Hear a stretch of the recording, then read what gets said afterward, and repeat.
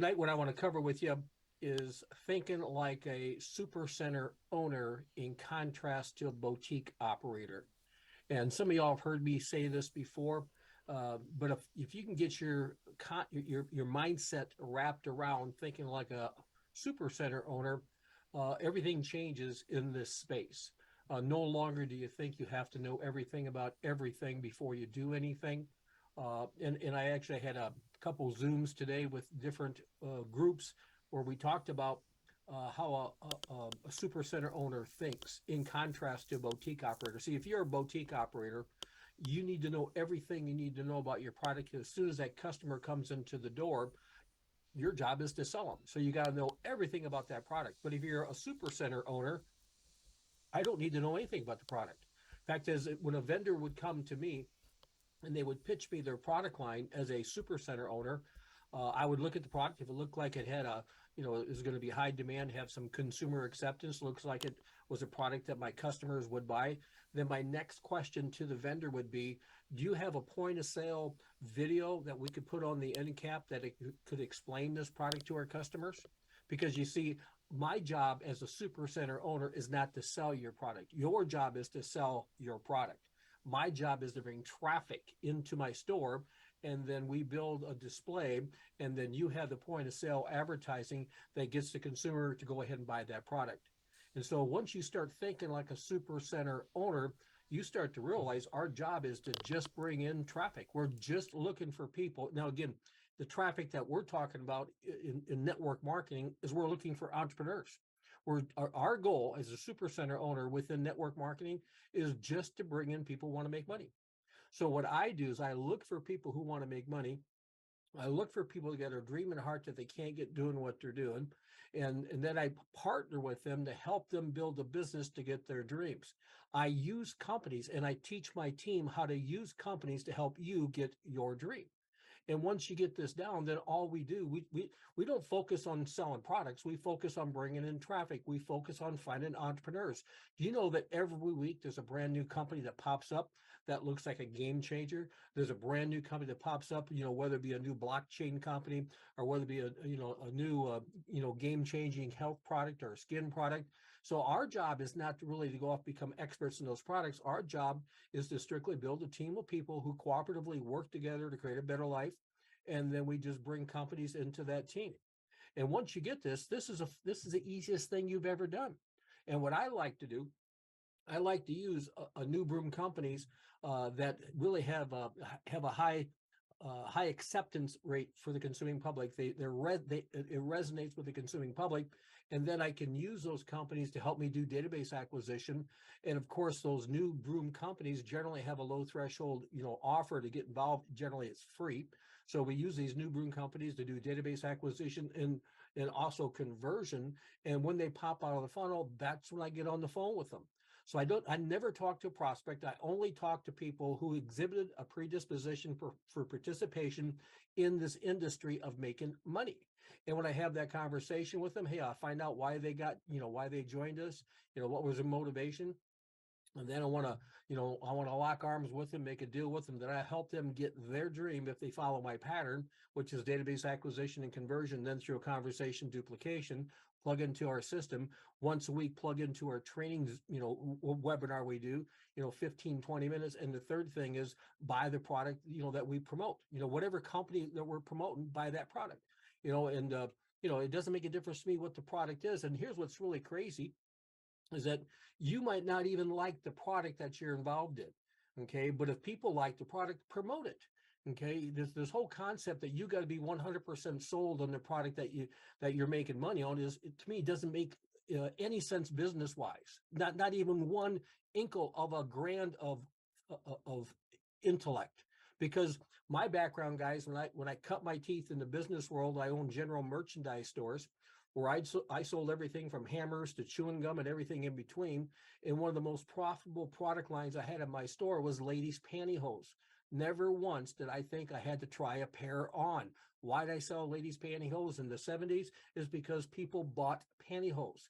So if you've got a product, you've got a service that people buy, it doesn't make a difference if you like it or not. If you're a business person, if you're a super center owner, your job is to look for people who want to make money, bring them into your team, and then promote companies to them. And then what they buy, you make money on.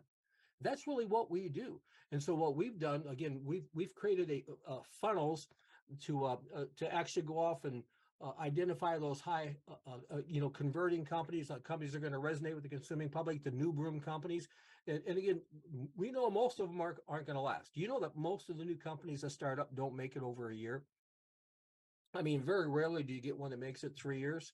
Okay. So, and again, so I try to teach people, well, just understand that's life. That's, companies come and go. Products got a shelf life. That's the game. That's how it's played. So let's use those companies that are new broom companies. Now, if we happen to pick one that makes it, it actually turns into a legacy company, that's all the better.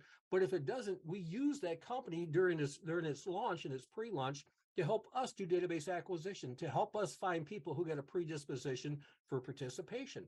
Then our job is to lock arms with them, to educate them on our thinking so they can start to think like a super center owner, where they realize companies come and go.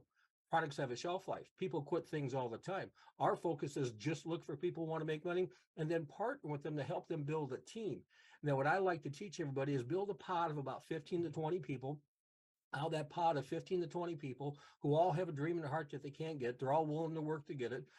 Out of those 15 to 20 people, you're probably going to find 3 or 4 that are ready to do something now. And then those are the ones you really work with.